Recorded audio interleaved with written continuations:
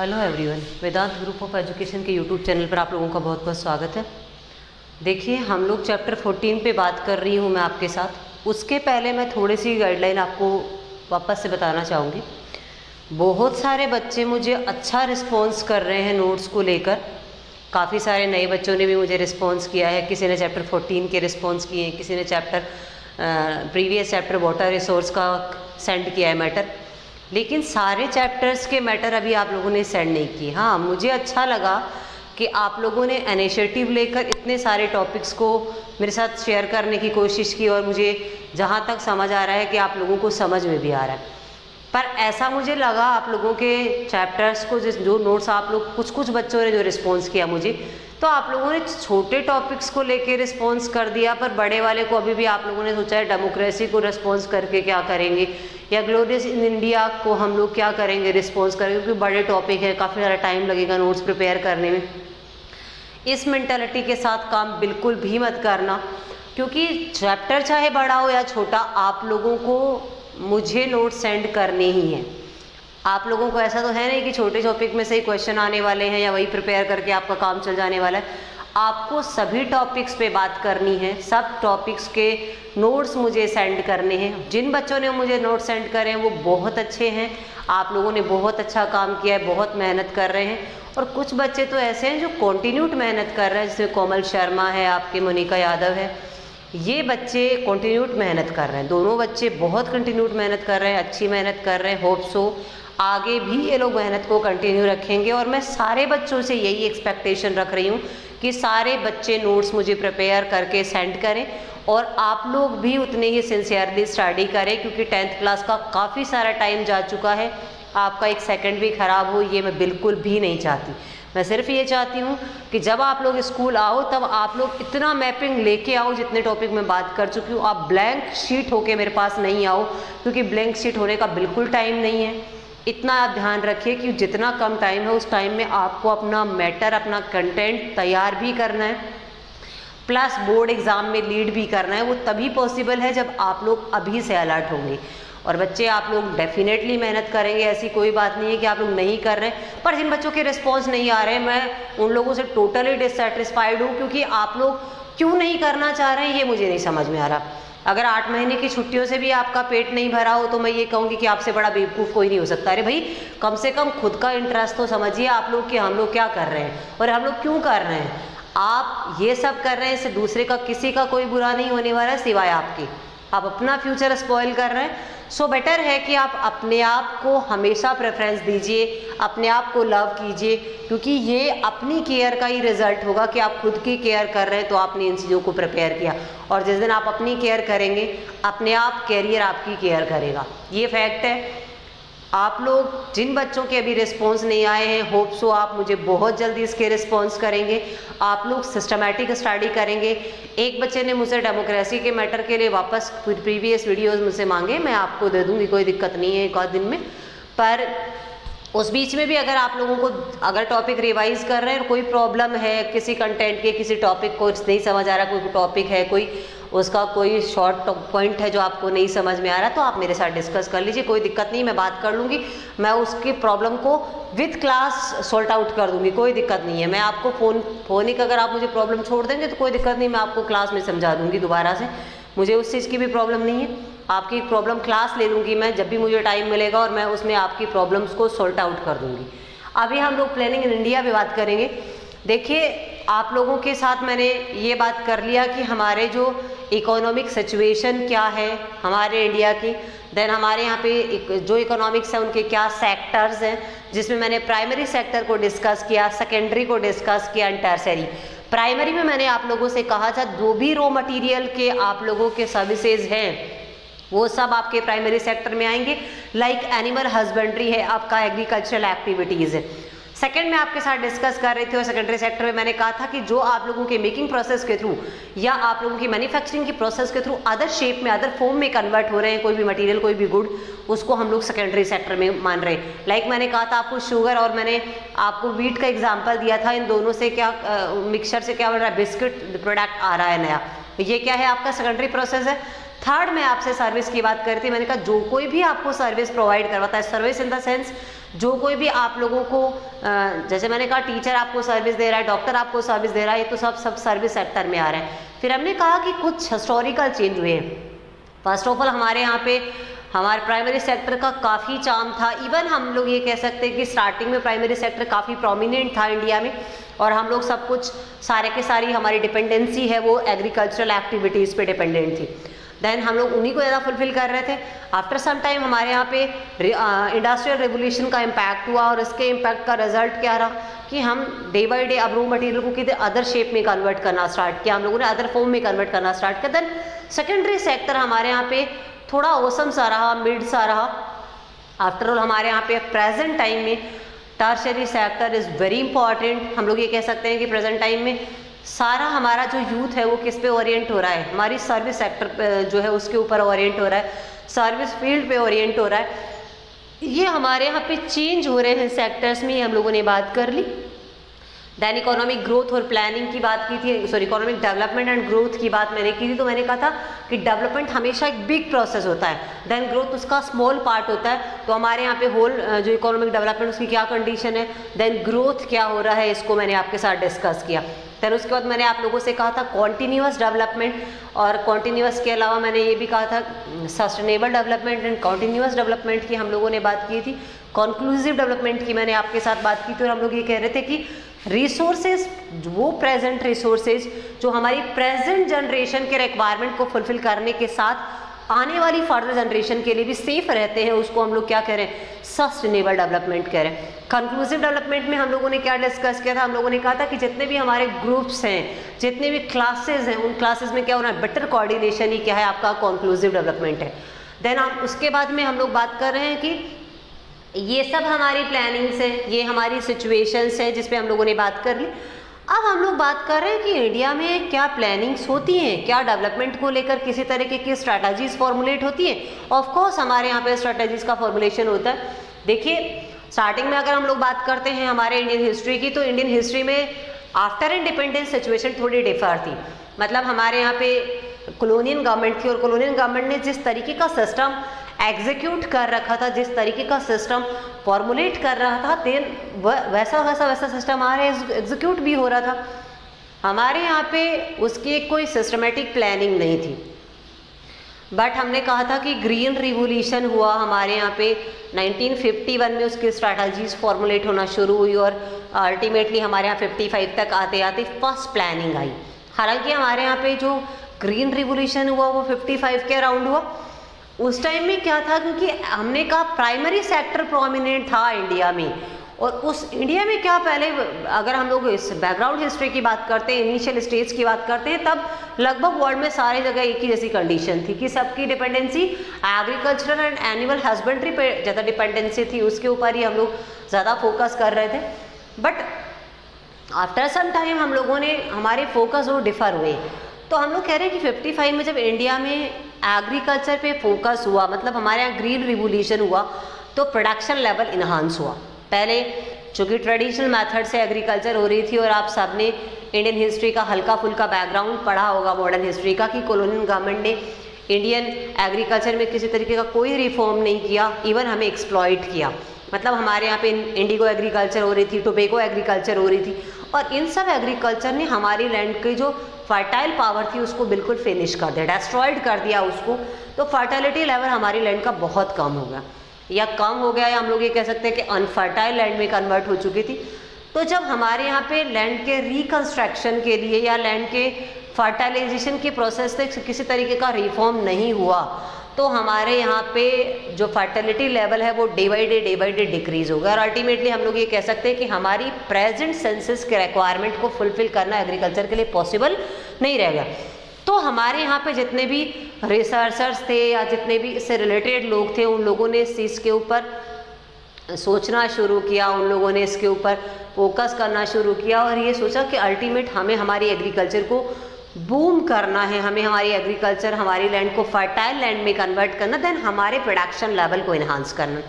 सो उसके लिए काफ़ी सारे रिफॉर्म हुए, और सबसे पहले हमारे यहाँ पे ग्रीन रिवोल्यूशन के लिए एफर्ट हुए।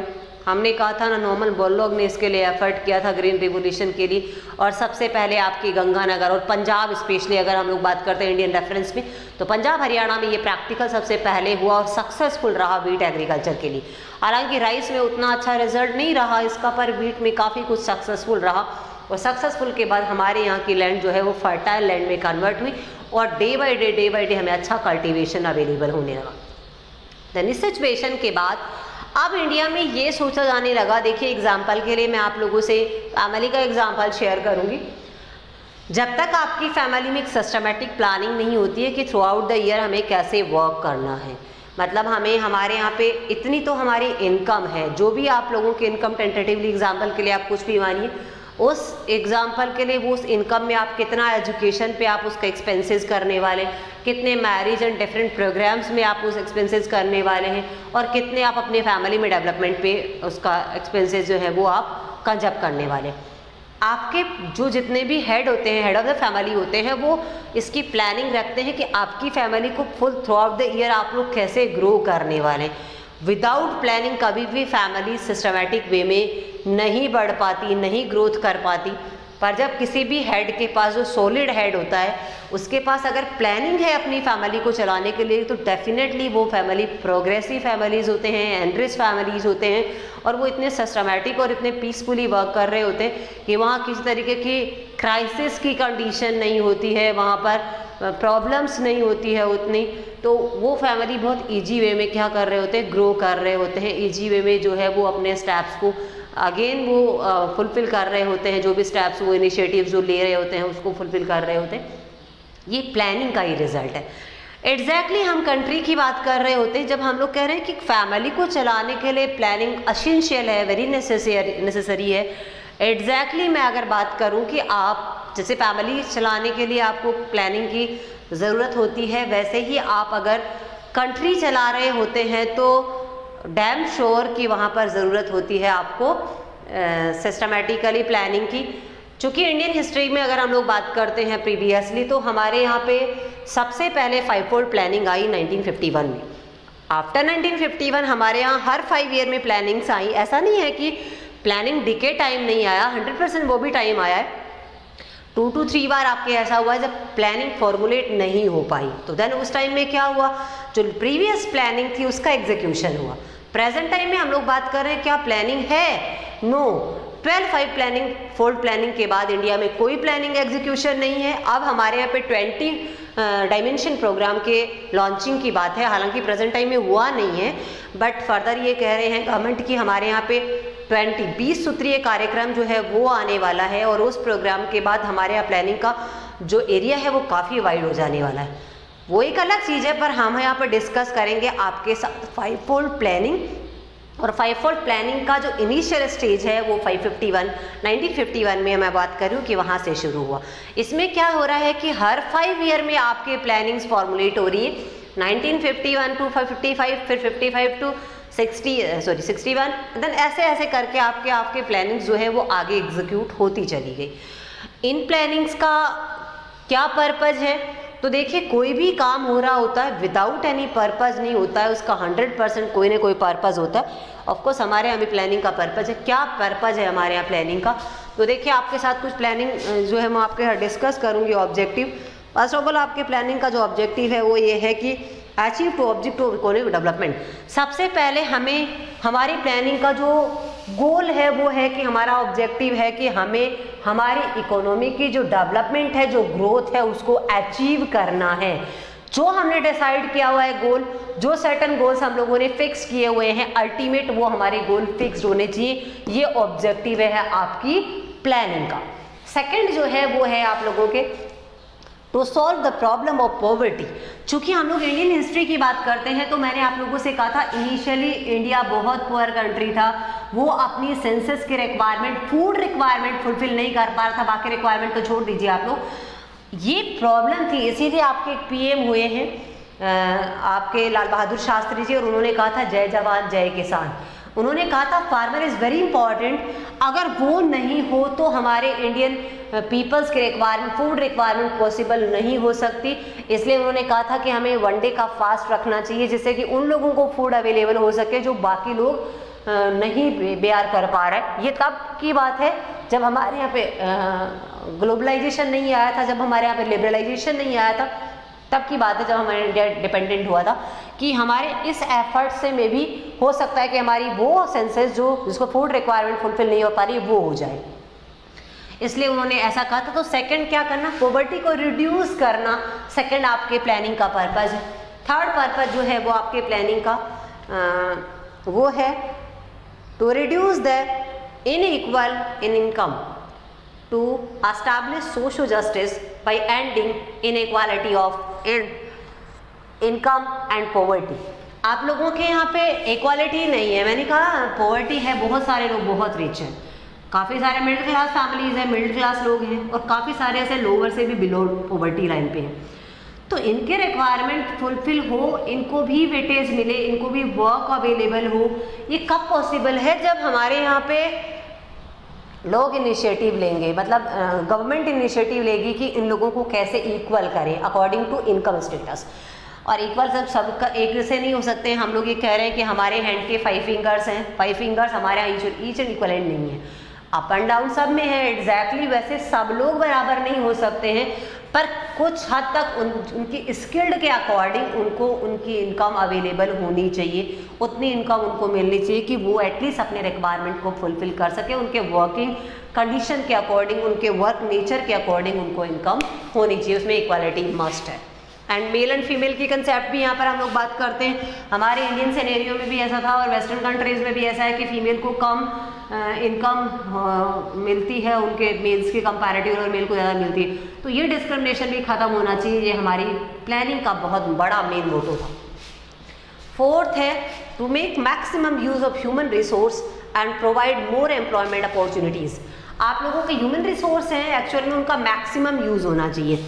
आपको पता है हमारे इंडिया में, वही मैंने कहा एग्रीकल्चरल कंट्री है, तो पहले अगर 5 पीपल्स थे, 5 ह्यूमन थे तो वो भी वही वर्क कर रहे थे, आज अगर 10 हो गए, इन्हांस हो गए तो वो भी वही वर्क कर रहे हैं। तो उन्होंने कहा कि अकॉर्डिंग टू स्किल आप जिसमें जो कैपेबिलिटी है वो काम करनी चाहिए।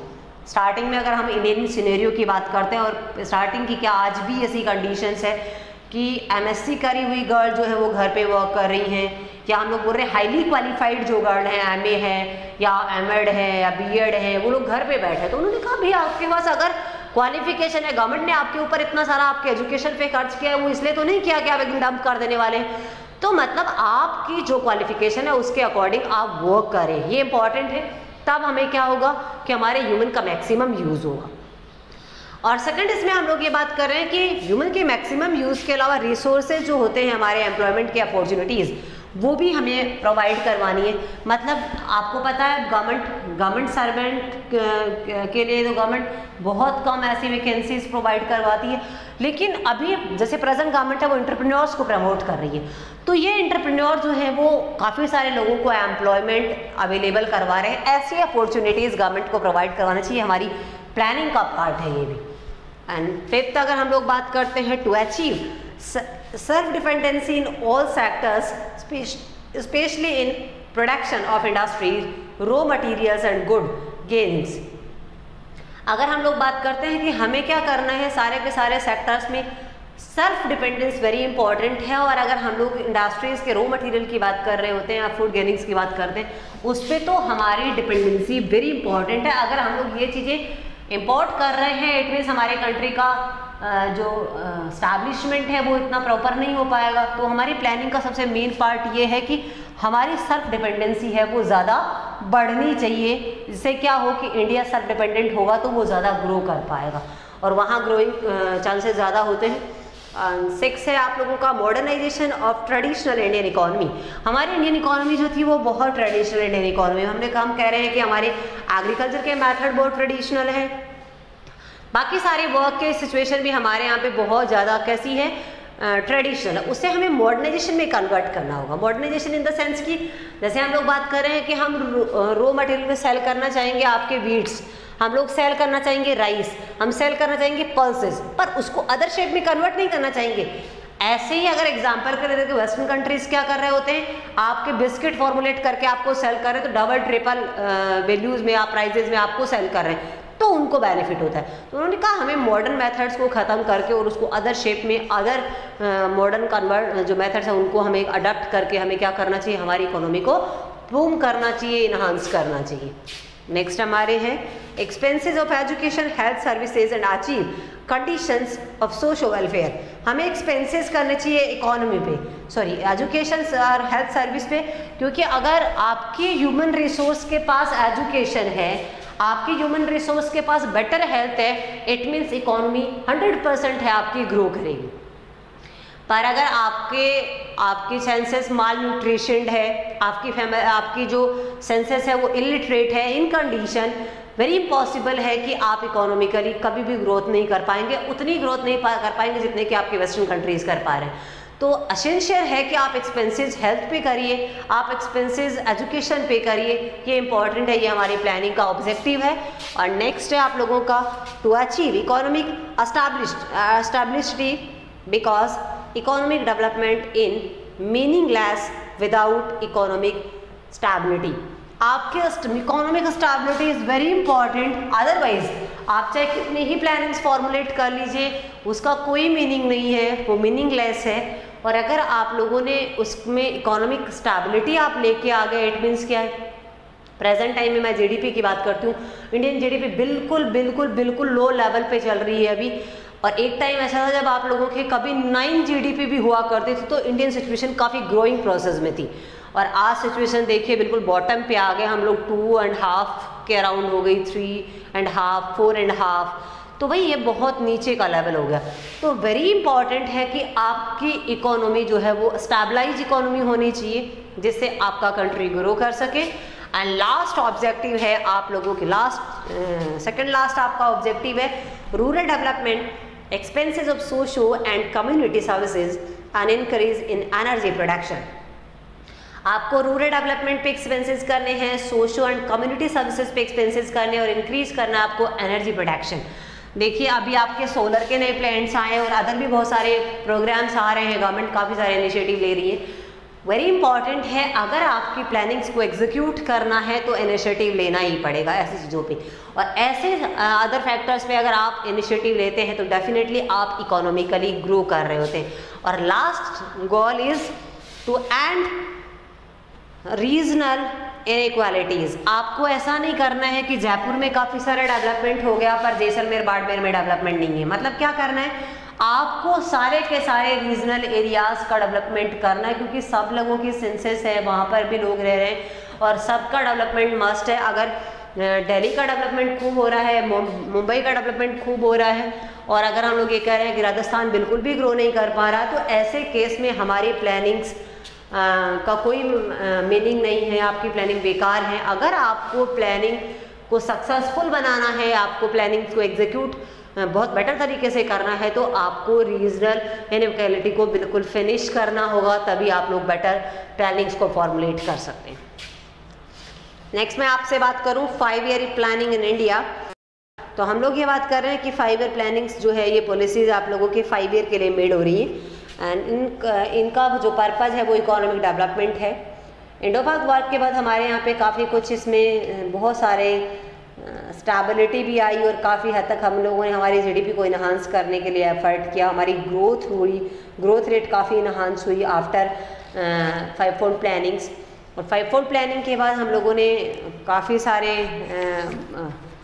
इनिशिएटिव्स लिए। सबसे पहले मैं बात करूं कि 5-fold प्लानिंग जो है वो किसी भी कंट्री के ग्रो करने का वेरी एसेंशियल और इम्पॉर्टेंट फैक्टर है। इस इम्पॉर्टेंट फैक्टर में हम लोग बात कर रहे हैं कि किसी भी कंट्री के जितने भी गोल्स हैं, मोटोज़ हैं, वो फुलफिल होना बहुत ईजीली पॉसिबल है। जैसे मैंने फैमिली का एग्जांपल आप लोगों के साथ शेयर किया, इसके ऑब्जेक्टिव वही हम लोग बोल रहे हैं, फैमिली रिड्यूस कर रहे हैं, पॉवर्टी रिड्यूस कर रहे हैं, आप लोगों की अनइक्वालिटी को ख़त्म कर रहे हैं, ये सब चीज़ें इसमें आ जाएंगी।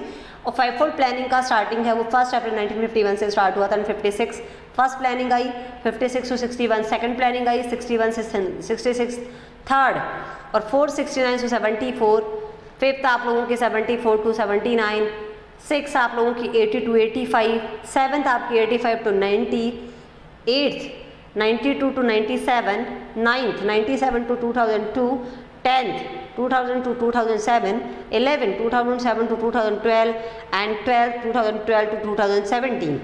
आफ्टर 2017 आप लोगों की 5-fold प्लानिंग जो है वो इंडिया में ख़त्म हो चुकी हैं। अब 5-fold प्लानिंग्स नहीं है, अब न्यू प्रोग्राम्स के लॉन्चिंग के लिए गवर्नमेंट एफर्ट कर रही है।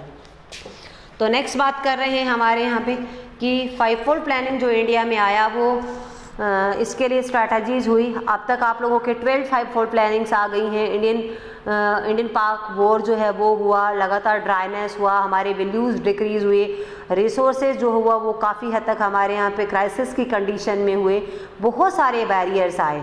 एंड 1966 to 69 हमारे यहाँ पे थर्ड जो आपकी प्लानिंग थी वो बनाई गई इसमें, और इस वाली प्लानिंग को हम लोग बात कर रहे हैं कि ये इसका रेस्ट टाइम पीरियड था।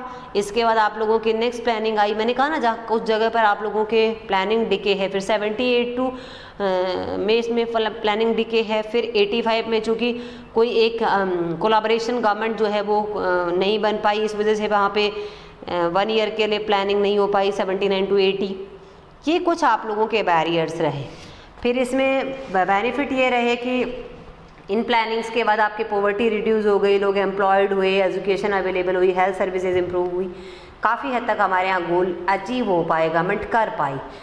इसके बाद आप लोगों के यहाँ पर एक नई प्लानिंग आई और गवर्नमेंट ने को ये लगा कि हम लोगों ने जो 1947 में इंडिपेंडेंसी के टाइम पे गोल डिसाइडेड किए थे वो काफ़ी हद तक फुलफिल हो चुके हैं, तो हमें 5-fold प्लानिंग की प्लेस पे उसको रिप्लेस करके कोई न्यू प्लानिंग को लॉन्च करना चाहिए। सो नीति आयोग आया, और नीति आयोग जो है वो वेरी इंपॉर्टेंट इंस्टीट्यूशन है आप लोगों का। और नीति आयोग ने अभी प्रेजेंट गवर्नमेंट में आप लोगों के जो इनिशिएटिव है उन इनिशिएटिव्स को फुलफिल करने के लिए फुल एफर्ट किया। क्या है नीति आयोग? तो नीति आयोग आप लोगों का है national institute of changing India.